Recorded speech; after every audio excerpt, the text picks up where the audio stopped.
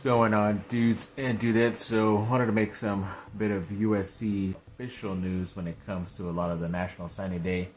The second part of it officially happening today, where yes, they did officially put up a post on X for Ratimana Bulu Balavu, who committed yesterday. So that came official today when he can officially sign. I think I'm saying officially a lot, but that's what happens when you're doing the National Signing Day stuff. And then there was that linebacker I mentioned before who was committed to Michigan State, who is another team in the Big Ten, and they were able to flip him as well, and Jayden Walker earlier on Wednesday. So that's pretty cool. Adding up a lot of very talented guys. He's a 4-star. If you look at certain spots, sorry, my dog knocked that off center, but yes, he's a very talented player. Another raw guy who can come in, build up in the next year or two. Then he will hopefully be playing for the defense on that side. And there was a nice surprise as well when it came to the cornerback and the local guy in Isaiah Rubin, who did finally commit and sign with USC. He was supposed to sign, and they kind of did like a mini post about it. A lot of people were saying that he did sign with USC, but USC never put out an official social media posts, and that's how I kind of see when things are official when it comes to a lot of these sports teams. But yeah, apparently they did put one up earlier on Wednesday, and it became official. That's pretty cool. Another good 4-star local product staying home and going to USC. So obviously a lot of defensive guys not only coming in from high school, but in the transfer portal as well. Hopefully the new DC, D'Anton Lynn, can work his magic with a lot of these guys, and hopefully this team will be able to turn around. So definitely looking forward to that at some point soon. And apparently, even though Julian Juju Lewis, that top now 2025 quarterback for USC, was committed, he did recently over the weekend go to Georgia and have a visit, and it was kind of a weird visit for him too. I heard his car got broken into or stolen or something like that. I hope it wasn't his true car. It probably is, because he is playing ball out there for the high school level in Georgia. But that sucks. That's not a really good image or look for a team that's trying to recruit you, and that happens while on campus and stuff. But yeah, apparently there was a 2026 elite defensive lineman recruit named Deuce Geralds, who said he's really good friends, and I think he's recently played with Juju Lewis as well, and said that he's been recruiting him, a lot of guys in that 2025 class with Lewis, and in his class too, the 2026, to come and play with them at USC. So yeah, hoping this is all good and how it's going to be in the next year or so for him to officially say and sign with USC. It could happen as early as December in 2024 this year, but yeah, we'll just have to wait and see when it does become official or not. And USC football did put out a social media post saying they have the most Pro Bowlers of all time from any college football school, and it's at 239, which is crazy. A lot of good stuff. So I wonder if that counts, because I wonder if the Pro Bowl indication on your record counts when you do play in the game or versus when you don't play. Because I mean, Tom Brady can be considered only like half of his career being a Pro Bowler, because the other half he was already playing in the Super Bowl, which is usually what happens with guys who play in the Super Bowl. They don't get to go to the Pro Bowl, even though they were most likely voted into there in the beginning. So I don't know officially how that works out, but yeah, overall they still have some type of record in the NFL. USC does, so that's pretty cool for them. And then with other bit of news, yes, CBS did put out a top 30 of their college basketball recruits going into this new NBA draft happening later this summer. And of course, USC's Isaiah Collier was ranked number 8, so that's pretty good even after that injury. At number 15, it was Kyle Filipowski of Duke, and at number 23, Jared McCain of Duke as well. So yeah, they're up there. Kind of thought Caleb Foster would have stepped up and been up there as well, but he hasn't really done that this year in his freshman year. Same thing with Tyrese Proctor. He had an injury, but he's been playing very well as of late, and I'm kind of surprised that he's not up there, because even last year when he had a pretty okay freshman year, people were saying he's going to be a lottery pick, which means like in the top 15 picks overall. And they were saying that same thing about Filipowski last year as well, like towards the end of the lottery selections, but he's kind of still staying there. So I don't know what that means officially. It does look like he's a lot better and more healthier this year, but I mean, I guess when it comes to stats, he's not putting up the same amount as he did last year, so it's a bit concerning, and that's why they're kind of just holding him there. So if he does step it up for the rest of the ACC run and going into the tournament in March, then he can bump up his, seeding right there in the top 30. So we'll see. It's only one company's list of top 30, so we'll see where they end up in the end eventually, and if a lot of these guys, USC or Duke, end up going to the draft or not.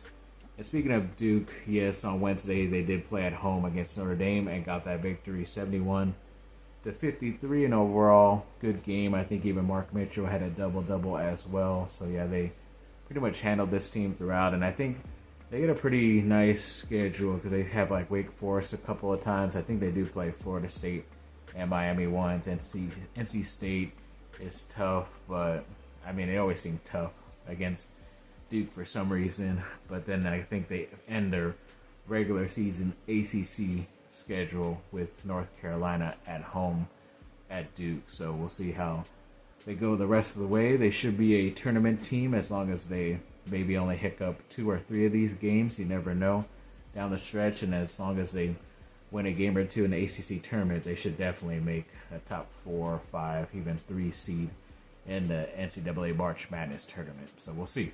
And Crocs, those shoes or whatever they're called, are doing an NIL collective brand with some athletes that are going on right now in college sports. And it looks like they have a Duke player and a USC player. The Duke player is, of course, Jared McCain, who has a lot of NIL deals out there. So he got on this. And then also DJ Rodman from USC is on this Crocs NIL deal as well. I wore those like a long time ago. I think I was either a junior or senior, most likely a senior in high school, and I was pretty much the only one wearing them at the time. They were USC ones, and I guess looking back at it, yeah, they kind of looked like Ronald McDonald ones because they had like that bright red and then also a little bit of yellow trim around there. But overall, they were comfortable, they were cool. Could wear them without socks, or at least I could, and feet didn't sweat. But I don't know what happened to those. I lost them at some point or something happened to them. They must have been